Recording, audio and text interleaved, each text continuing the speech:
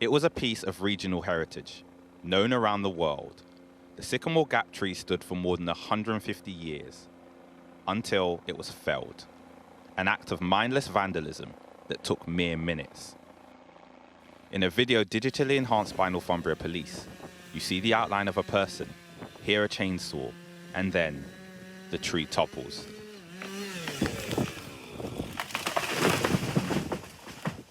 That act was carried out by two men, Daniel Graham and Adam Carruthers. The sentence is, on count 1, 4 years and 3 months imprisonment, on count 2, 6 months imprisonment, but to be served concurrently with the sentence on count 1.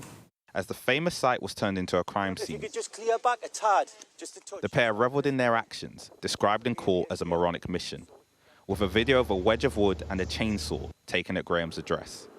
Once friends, Carruthers and Graham also exchanged these voice notes. Someone there's tagged like ITV News, BBC News, Sky News, like news. I think it's going to go wild. It's on Sky News as we speak. The detective who led the team working on the case said despite the crime and public outcry being unique, their approach was textbook. Challenging because of the knowledge of the amount of scrutiny that the investigation was going to come under. Although, as an investigator, you've got to put that to one side. So my focus from the very start was to ensure that those golden hour principles were stuck to, and I was gathering as much information as possible to prevent the loss thereof. This was a case that not only provoked anger, but intrigue, with a lengthy discussion in court about the sentencing guidelines. The closest we got to an explanation from either was Carruthers saying that this was an act of drunken stupidity, a decision his lawyers say he'll have to live with for the rest of his life. The court also heard a statement read out on behalf of the National Trust, who had been contacted thousands of times since by people who wanted to reflect on what the tree meant to them.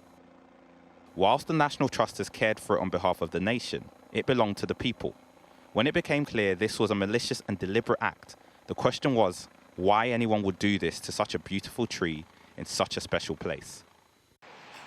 Reflecting on a case without precedent, the CPS said the pair failed to ever defend what they did.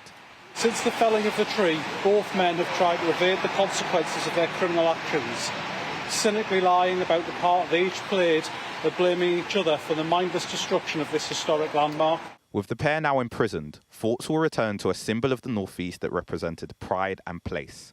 With new shoots already growing from the stump and saplings planted around the country, the Sycamore Gap tree's legacy and future can once again become the focus. Shingi Mararike, Sky News, Newcastle Crown Court.